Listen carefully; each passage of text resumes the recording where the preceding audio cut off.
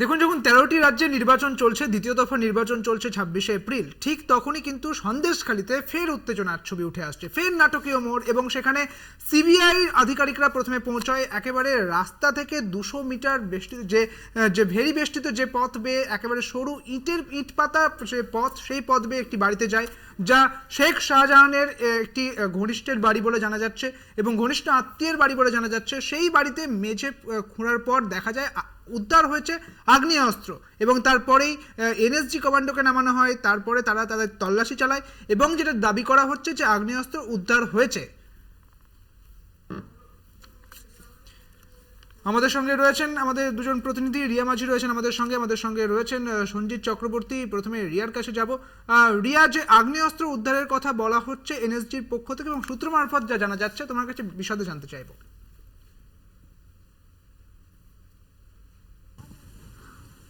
দেখো, এই মুহূর্তে আমি যেখানে রয়েছি তোমাকে দেখাবো যে এনএসজি কমান্ডোরা যারা কিছুক্ষণ আগে থেকেই যে আমরা চিত্র দেখতে পাচ্ছিলাম যে এনএসজি কমান্ডোরা যারা নেমেছেন এই জায়গাতে সরবেরিয়া সংলগ্ন যে জায়গা, যেখানে একদম তুমি দেখতে পাচ্ছ। আমার ক্যামেরা পার্সনকে বলবো একটু তোমাকে চিত্রটা দেখাতে, যে আশেপাশে যেসব বাড়ি রয়েছে সেখান থেকে কিন্তু খালি করে দেওয়া হয়েছে। যারা সাধারণ মানুষরা রয়েছেন তারা কিন্তু মূলত এখান থেকে খালি করে দেওয়া রয়েছে বেশ কিছু বাড়ি থেকে। এবং ঠিক এখান থেকে কয়েক মিটারের দূরত্ব সেই বাড়িতেই কিন্তু এই তল্লাশি অভিযান চালাচ্ছে এনএসজি।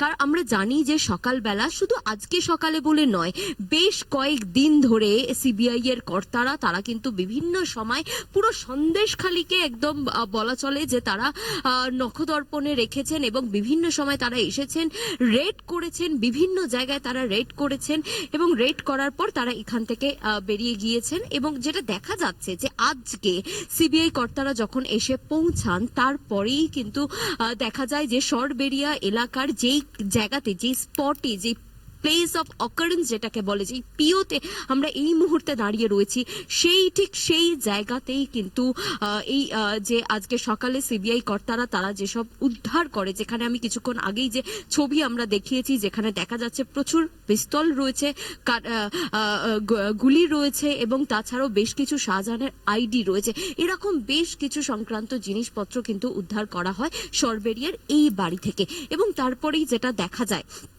যে সিবিআই এর তরফ থেকে কিন্তু বেশ যেটা যে চিত্র দেখা যাচ্ছে ইতিমধ্যেই তুমি দেখতে পাচ্ছ যে এনএসজি টিম তারা রয়েছে এবং সেই চিত্র তুমি দেখতে পাচ্ছ ইতিমধ্যেই। এবং পাশাপাশি যে রিমোট অপারেটেড ভেহিকেল, যে ওয়্যারলেস ভেহিকেল ইউজ করা হয়েছে এবং সেখান থেকে এক্সপ্লোসিভ ডিটেক্ট আর ডিফিউজ অর্থাৎ ডিটেক্ট করা হয় এবং সেখান থেকে নিষ্ক্রিয় করা হয় এই আরওভি অর্থাৎ রিমোট অপারেটেড ভেহিকেলের সাহায্যে।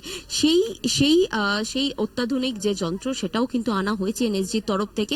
এবং যেটা দেখা যাচ্ছে যে ইতিমধ্যেই এনএসজি পুরো জায়গাটাকে ঘিরে নিয়েছে।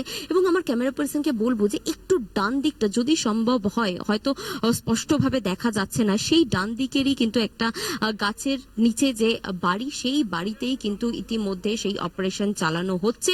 কারণ এনএসজি কমান্ডোরা যেহেতু রয়েছে সেই কারণের জন্য সার্টেন একটা জায়গা থেকেই কিন্তু বেঁধে দেওয়া হয়েছে, তার ওই পারে যেতে দেওয়া হচ্ছে না। এবং যে প্রচুর পরিমাণে কাটরুস থেকে আরম্ভ করে যে সঙ্গে থাকো, এই মুহূর্তে একটা ছোট্ট বিরতি নিয়ে ফিরছি আবার।